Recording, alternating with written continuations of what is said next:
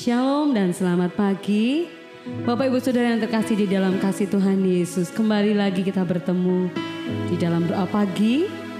Mari kita datang di hadapan Tuhan dengan penuh keyakinan, dengan penuh iman. Kita datang di hadapan Tuhan meminta pertolongan, meminta pimpinan Tuhan buat hidup kita. Kami percaya Tuhan bahwa kami ada sebagaimana kami ada, semuanya karena anugerah-Mu. Terima kasih buat pagi hari ini. Jika Tuhan izinkan kami boleh menikmati hari ini Tuhan. Kami bersyukur Tuhan buat pagi hari ini.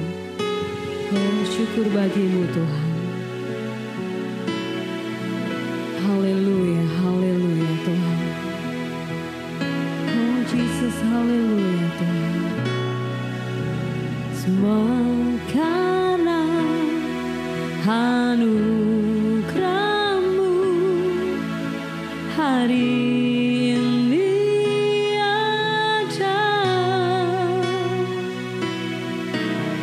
Bukan karena kuatku, namun karena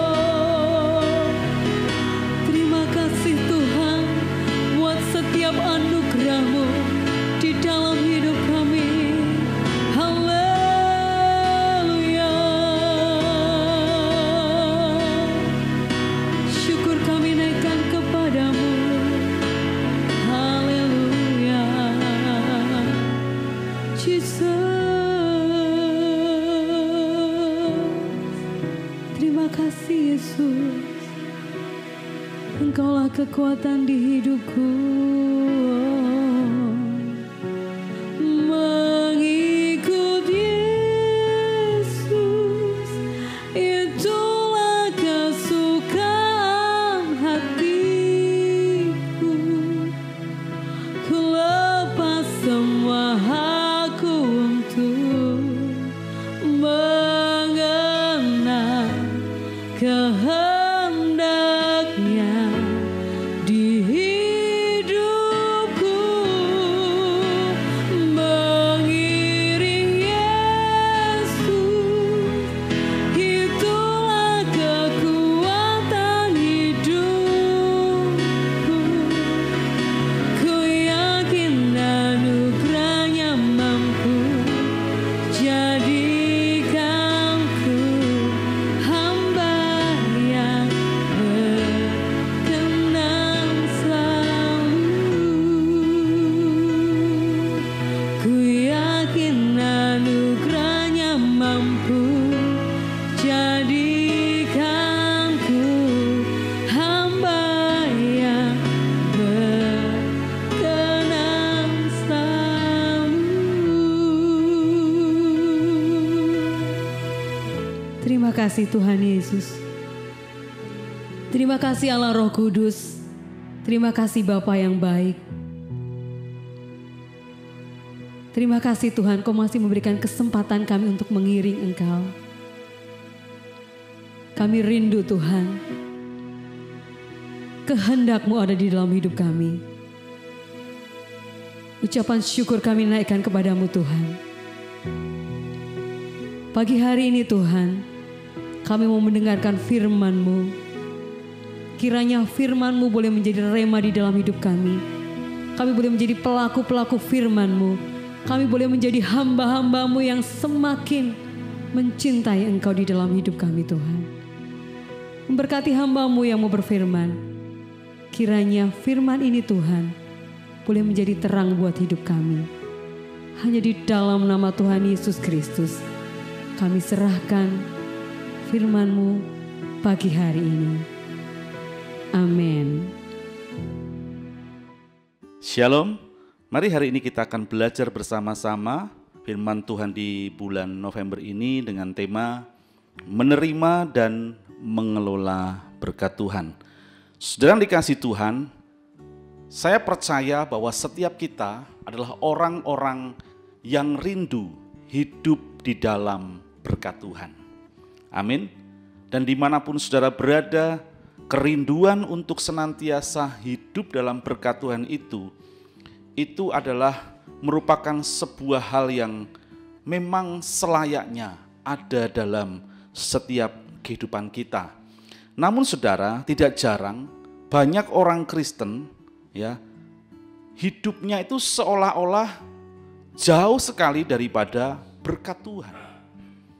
Mungkin dia punya pekerjaan yang baik, punya penghasilan yang baik, tetapi rasa-rasanya ada sesuatu yang tidak bisa dinikmati oleh mereka.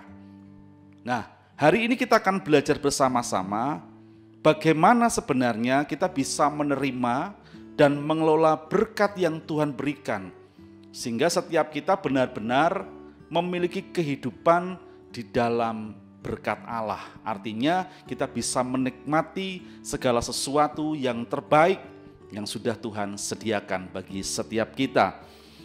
Yang pertama saudara adalah miliki rasa mengucap syukur senantiasa. Mari saya mengajak setiap kita membuka bersama-sama di Injil Yohanes pasalnya yang ke-6, ayatnya yang pertama sampai dengan ayatnya yang ke-13. Tetapi saya nggak akan baca semua saudara. Ini berkisah mengenai Tuhan Yesus memberi makan 5.000 orang laki-laki, itu belum termasuk wanita dan anak-anak. Jadi begitu banyak orang yang diberi makan oleh Tuhan Yesus hanya dengan 5 roti dan 2 ikan. Tetapi dalam cerita ini ada sesuatu yang terjadi di mana roti yang dari 5 ketul itu bisa memberi makan sedemikian banyak orang. bahkan dikisahkan di kisah itu ada lebih sekitar 12 bakul. Mari saya mengajak melihat langsung di ayatnya yang ke-11 dari Yohanes 6 ini. Lalu Yesus mengambil roti itu, mengucap syukur dan membagi-bagikannya kepada mereka yang duduk di situ. Demikian juga dibuatnya dengan ikan-ikan itu sebanyak yang mereka kehendaki. Dan setelah mereka kenyang, ia berkata kepada murid-muridnya, kumpulkanlah potongan-potongan yang lebih supaya tidak ada yang terbuang. Maka mereka pun mengumpulkannya dan mengisi 12 bakul penuh dengan potongan-potongan dari kelima roti jelai yang lebih setelah orang makan. Jadi ketika Tuhan Yesus mengucap syukur untuk 5 roti dan 2 ikan, terjadi sebuah mujizat. Di mana dengan 5 roti dan 2 ikan itu sanggup memberi makan 5.000 orang. Saudara, mari hari-hari ini seberapapun berkat yang kita terima, pertama-tama kita mau mengucap syukur buat setiap berkat yang kita terima. Baik itu berkat yang limpah ataupun mungkin berkat yang tidak banyak. Tapi saya percaya ada kuasa di balik pengucapan syukur. Orang yang mengucap syukur artinya orang itu benar-benar hidup mau berserah kepada Tuhan. Hidup mengandalkan Tuhan. Karena di balik ucapan syukur ada karya Allah yang ajaib. Yang pertama, mari miliki rasa mengucap syukur senantiasa. Lalu yang kedua saudara, bagaimana kita bisa menerima dan mengelola berkat Tuhan dalam kehidupan kita. Yang kedua adalah mari terus memiliki sikap hati yang menabur. Coba kita membuka di 2 Korintus pasalnya yang ke-9. Kita akan baca dari ayatnya yang ke-6 sampai dengan ayatnya yang ke-7. Demikian bunyi firman Tuhan. Camkanlah ini, orang yang menabur sedikit akan menuai sedikit juga, dan orang yang menabur banyak akan menuai banyak. Hendaklah masing-masing memberikan menurut kerelaan hatinya, jangan dengan sedih hati atau karena paksaan, sebab Allah mengasihi orang yang memberi dengan sukacita. Dan Allah sanggup melimpahkan segala kasih karunia kepada kamu, supaya kamu senantiasa berkecukupan di dalam segala sesuatu dan malah berkelebihan di dalam pelbagai kebajikan. Orang yang menabur pasti akan menuai. Saudara yang dikasihi Tuhan, berilah maka kamu akan diberi. Saudara yang dikasihi Tuhan, ketika kita memberi, ketika kita menabur, saya percaya bahwa itu merupakan benih dalam hidup kita.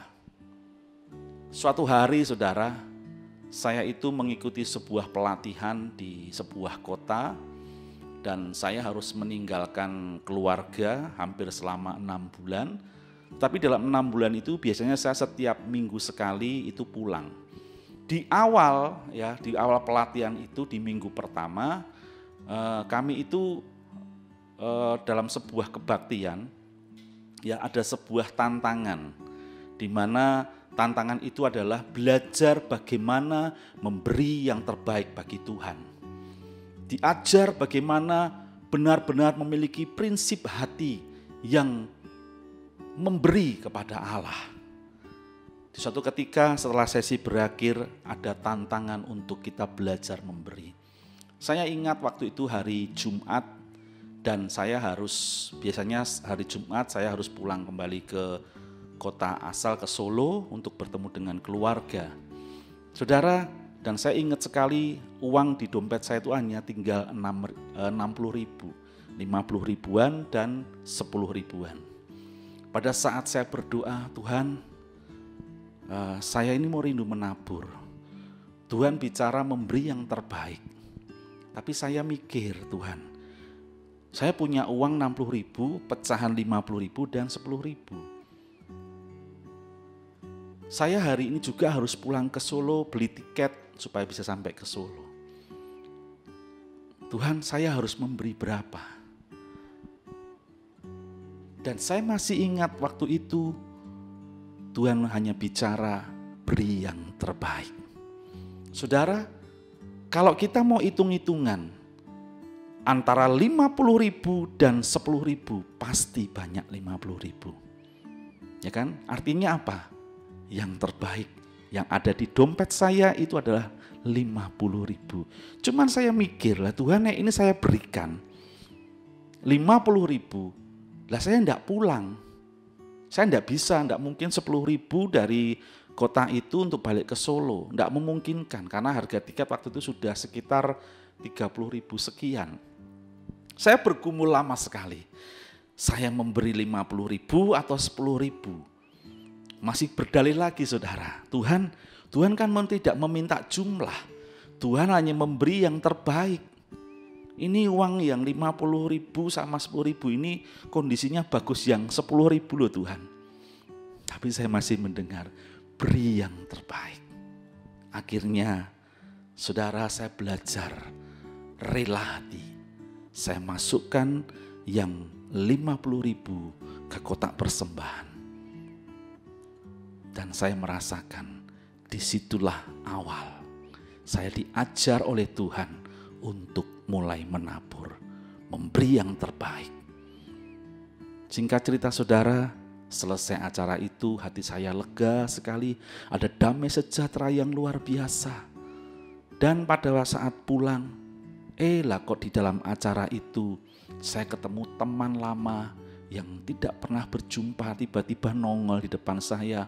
Kita salaman ya, kita ngobrol kesana kemari, lalu dia bilang gini, jenengan nanti pulang ndak Mas ke Solo? Oh ya balik Mas, wes ngene wae, aku dikancani mulai nang Solo. Ternyata dia juga mau pulang ke Solo. Saudara tahu nggak, hari itu dari kota Semarang sampai Solo saya free dan bisa pulang dengan tidak mengeluarkan uang. Dan itu berlanjut terus sampai hampir 6 bulan. Pulang pergi saya Solo Semarang, Semarang Solo, hampir tidak mengeluarkan uang sedikit pun. Karena apa? Saya percaya itu Tuhan sediakan ketika ada ketaatan dan kerelaan untuk memberi yang terbaik bagi Tuhan. Saudara dikasih Tuhan, di dalam Lukas 12 ayat 34 berkata, karena di mana hartamu berada, di situ juga hatimu berada. Seringkali saudara ketika kita membaca ayat ini ya, banyak yang menafsirkan di mana hartamu, di situ hatimu. Dan seringkali kita hanya melihat satu sisi. Jadi ini berbicara mengenai orang yang mencintai akan uang karena hatinya ada di uang. Tapi saudara, coba kita belajar mencermati ayat ini, di mana hartamu berada, di situ juga hatimu. Ini sama juga dikatakan di mana hatimu, disitulah hartamu. Betul enggak saudara? Lah kalau kita mengatakan kita mengasihi Tuhan, Tuhan aku mengasihi engkau. Saya percaya orang yang mengasihi Tuhan, dia juga akan mengasihi Tuhan bukan hanya hidupnya bagi Tuhan, tetapi juga hartanya buat pekerjaan Tuhan. Amin. Kalau hati kita ada di hobi, saya percaya harta kita juga ada di hobi. Kalau hati kita ngomong mengasihi seseorang, saya percaya uang kita pun juga akan ikut ke sana. Artinya saudara, mari hari-hari ini belajar benar-benar menginvestasikan harta kita di mana Tuhan suruh. Kalau Tuhan suruh menginvestasikan di dalam pekerjaan Tuhan, mari belajar memberi. Kalau Tuhan suruh menginvestasikan kepada orang yang kita kasih, investasikan itu dengan segenap hati. Saya percaya saudara, di mana hartamu, di situ hatimu. Artinya ketika engkau sedang memberikan persembahan buat pekerjaan Tuhan, saya percaya ketika engkau memberi yang terbaik, Tuhan akan lihat di situ hatimu ada. Bukan hanya uang kita, tetapi hati kita juga limpah di situ. Amin saudara. Yang kedua, mari belajar menabur. Lalu yang ketiga saudara, kita buka Amsal 10 ayat yang keempat. Tangan yang lamban membuat miskin, tetapi tangan orang rajin menjadikan kaya. Yang ketiga, bagaimana kita bisa menerima dan mengelola berkat Tuhan. Bekerjalah dengan baik dan tekun. Bekerja tekun, bekerjalah dengan sungguh-sungguh. Pekerjaan yang Tuhan percayakan kepada kita, lakukan dengan setia, lakukan dengan sungguh-sungguh, lakukan dengan tekun, lakukan dengan segenap hati. Maka saya percaya di tempat itu Allah sanggup melimpahkan berkat-Nya bagi kita. Allah sanggup membuka jalan bagi kita. Allah sanggup memberkati kehidupan kita melalui pekerjaan, melalui usaha yang Tuhan percayakan. Lakukan itu dengan sungguh-sungguh. Lalu yang keempat, Ibrani 13 ayat yang kelima, janganlah kamu menjadi hamba uang dan cukupkanlah dirimu dengan apa yang ada padamu. Karena Allah telah berfirman, aku sekali-kali tidak akan membiarkan engkau dan aku sekali-kali tidak akan meninggalkan engkau. Yang keempat, belajar mencukupkan diri dengan apa yang ada. Artinya kalau kita mendapatkan uang sebulan untuk biaya hidup kita sekian, belajarlah dari uang yang sekian itu kita hidup, kita merasa cukup dengan berkat Tuhan. Jangan punya pikiran, punya keinginan. Ya, kenapa banyak orang akhirnya terlibat, terjerat oleh hutang? Kenapa? Karena lebih besar pasak daripada tiang. Penghasilan atau pengeluarannya melebihi penghasilannya. Pengeluarannya lebih daripada pendapatannya. Kenapa? Karena seringkali orang kalah dengan keinginan. Mari belajar mencukupkan diri dengan berkat yang Tuhan percayakan. Kalau memang belum banyak, belajarlah hidup sederhana. Punya keinginan boleh enggak Pak? Oh boleh.